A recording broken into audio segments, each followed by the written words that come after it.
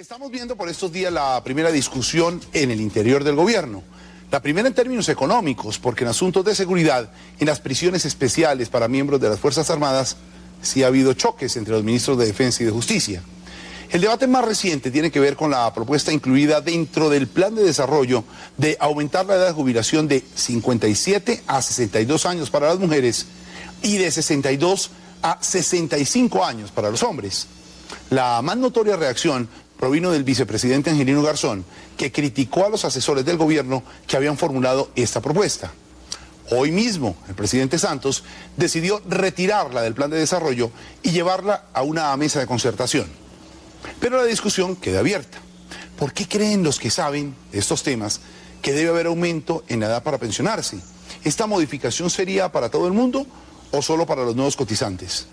Pues Camilo Durán habló con el director de Planeación Nacional, Hernando José Gómez, y de paso le preguntó algunos detalles del plan de desarrollo, como por ejemplo, de dónde va a salir la plata para financiar las 4 locomotoras de Santos y cuáles serán las zonas más beneficiadas.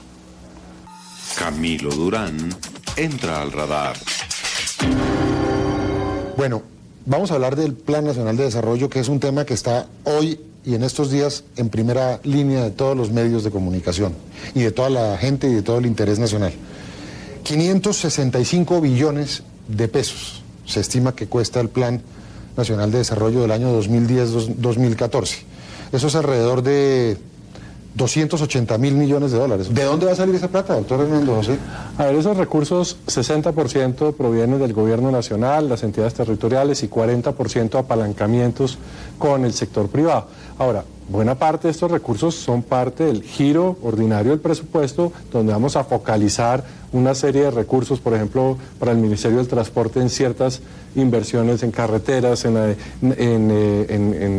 la navegabilidad de ciertos ríos, en el desarrollo del sector férreo. Entonces, de esa manera también, por ejemplo, tenemos la idea de poder construir 1 millón de viviendas, de las cuales 600.000 de viviendas de interés social. Bueno, pero cojamos las cifras generales, 565 billones. De eso, ¿cuánto se va a solucionar los problemas de la hora invernal y cuánto es del Plan Nacional de Desarrollo original? Sí, el plan originalmente tenía 485 billones, ahora tiene 80 billones más.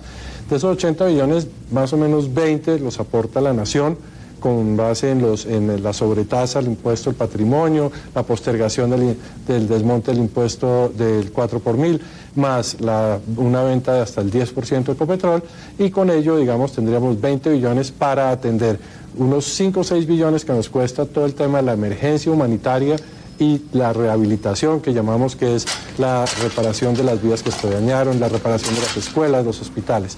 Y lo otro ya serían obras que necesita el país para adecuarse al cambio climático. ¿Qué tipo de obras? Obras que van dirigidas, por ejemplo, a la reforestación protectora en la parte alta de las cuencas para evitar todos los problemas de erosión y sedimentación de los ríos, para buscar la navegabilidad del río Magdalena que nos permita que el río además cargue con mucha más agua en las próximas olas invernales, el manejo del plan de la Mojana, que es realmente la esponja del exceso de agua de toda la zona del Cauca y la zona andina. Tenemos que hacer una cantidad de fortalecimiento de diques y de distritos de riego en todo el país, y todo eso nos cuesta una cantidad de billones adicionales. ¿Cómo se van a escoger dónde se invierte más y por qué? Sí, hay que explicar que el propósito de dividir al país en zonas homogéneas de desarrollo, fundamentalmente lo que busca es poder focalizar políticas sociales y económicas acorde con las necesidades y las vocaciones de cada región. La verdad es que, digamos, en el centro del país, donde vive más o menos el 60% de la población, ese paralelogramo que está cubierto por Bogotá, Bucaramanga, Medellín y Cali, es una zona que tiene unos índices de desarrollo social bastante interesantes. Por ejemplo, el analfabetismo ya está en niveles del 7%, pero cuando uno salta, por ejemplo, a la zona Caribe, donde vive el 20% de la población, tenemos analfabetismos del orden del 17%. ¿Cuál es la zona que más dinero va a recibir? No, en términos relativos van a recibir más dinero aquellas zonas que tienen mayor atraso relativo. Las de mayor atraso son el Pacífico y la Amazonia, pero eso no quiere decir que van a recibir más dinero, van a recibir más dinero per cápita, porque esas zonas, digamos, son bastante despobladas, pero lo que queremos es realmente generar procesos de desarrollo, por ejemplo, en las comunidades del Pacífico, fortalecer los puertos de Buenaventura y de Tumaco, fortalecer la interconexión y el uso de la biodiversidad en forma sostenible, tanto en la Amazonía como en el Pacífico, y eso nos va a implicar unos gastos proporcionales mayores en esas dos zonas. Está establecido que vamos a crecer en promedio, en forma sostenida, 6.2%. ¿Y por qué crecen al 8,5% al 9% esos países como Perú? ¿Qué es lo que hacen ellos que nosotros no podemos hacer, doctor Gómez? Sí, esos países tienen varias ventajas sobre nosotros. De una parte, tienen una política industrial mucho más focalizada. O sea, Chile desarrolló sus nuevos sectores del salmón, desarrolló su sector de frutas a nivel internacional, ha desarrollado un sector de servicios empresariales y técnicos muy fuerte alrededor del cobre. Entonces, ha generado una serie de sectores modernos. Colombia no los tiene. El último sector moderno y diferente a la minería de energía que hemos desarrollado en Colombia fue las flores, hace 30 años. Necesitamos empezar a desarrollar sectores. La minería está disparada. Está muy bien, y queremos que siga disparada, pero también necesitamos de sectores que además pueden girar alrededor de la minería, que tengan más transferencia de tecnología, que tengan más transferencia de conocimiento, que tengan más valor agregado, y en eso queremos que ese pedazo de la innovación sea la que nos logre vencer esa resistencia que hay a crecer por encima del 6% en Colombia. Usted dice que si logramos ese crecimiento podemos sacar de la pobreza a 2.500.000 colombianos. ¿Qué es pobreza? ¿Qué es salir de la pobreza? ¿Cómo se define hoy ese pobre que va a salir de la pobreza? Queremos sacar a 5 millones de colombianos de la pobreza, o sea, que haya 5 millones menos de pobres dentro de 4 años.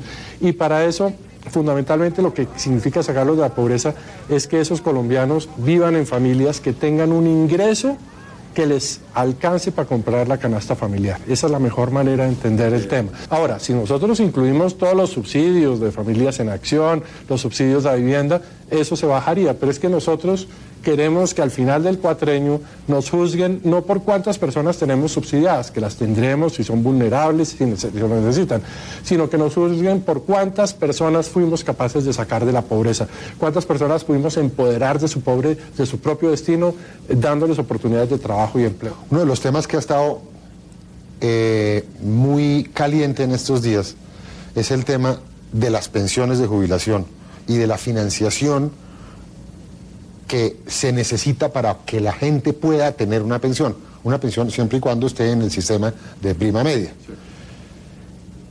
¿Por qué un plan nacional de desarrollo, que se supone que es un plan cuatrienal, está tomando decisiones que se van a implementar dentro de 40 años?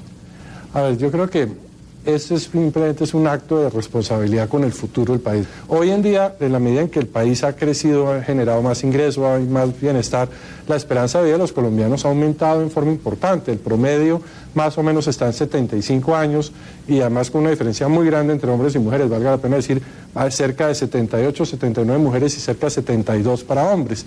Entonces, en la medida en que eso ocurre, y que es igual a lo que pasa en todas partes del mundo, las personas permanecen más en el mercado laboral, y por otra parte también en la medida en que se reduce la tasa de natalidad, cada vez hay menos jóvenes que entran al mercado laboral.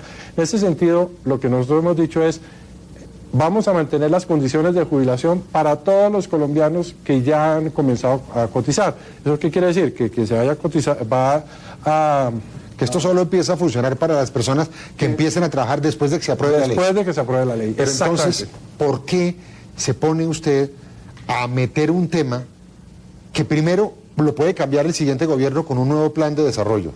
Y segundo, que es de la esencia del Congreso. Es decir, de la esencia del Congreso, pero de comisión, de análisis, de discusión nacida en el Congreso. Mira, yo creo que nosotros consideramos que este era un tema que no podía seguirse postergando.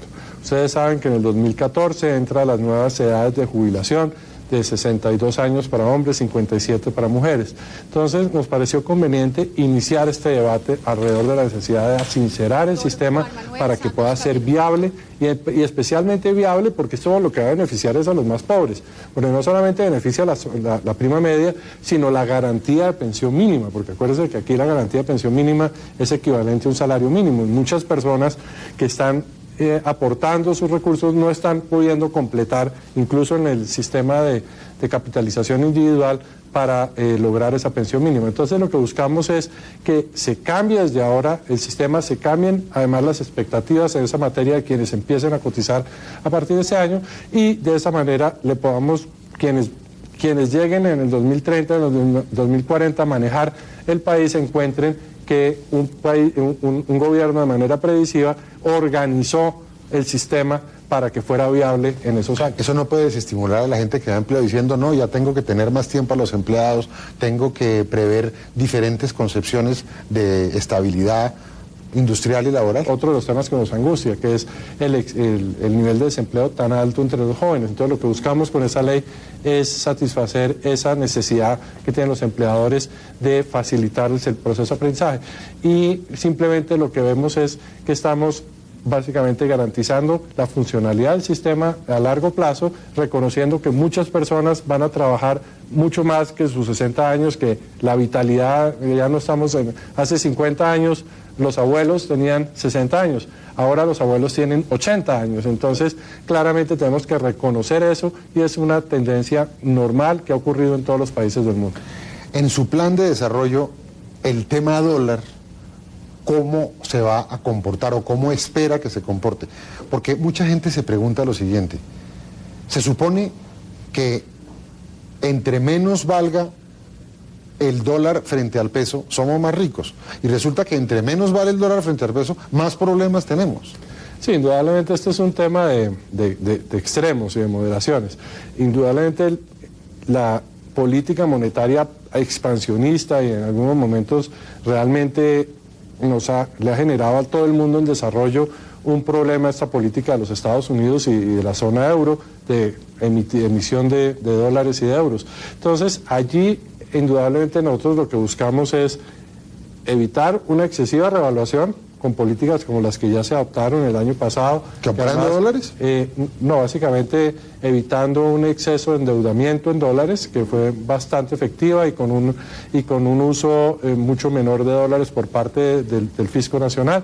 Y todo eso nos permitió recuperar la tasa de cambio, usted recuerda, de 1.760 hasta casi 1.900 y se ha mantenido entre 1.800 y 1.900, que es una tasa que consideramos que le da viabilidad al grueso del aparato productivo colombiano. Esa suma de las locomotoras del Plan Nacional de Desarrollo es el Estados Unidos. Eso nos ayuda indudablemente y también nos va a ayudar a que se evite que una política fiscal tan expansionista como la que nos ha afectado tanto el dólar, no solamente en Colombia, sino en todo el mundo en desarrollo. Bueno, y la última pregunta, usted conoce como nadie el tema del TLC, usted manejó esas negociaciones y conoce los entresijos. ¿En el Plan Nacional de Desarrollo hay TLC o no? Eso, no, nosotros en el Plan Nacional de Desarrollo asumimos que el TLC es un bono. El TLC con Estados Unidos es un bono adicional. Sí, es un bono adicional, un extra que recibiríamos. O sea, el Plan Nacional de Desarrollo no depende del TLC, pero sí lo que incluimos fue una agenda internacional de diversificación de mercados para Colombia.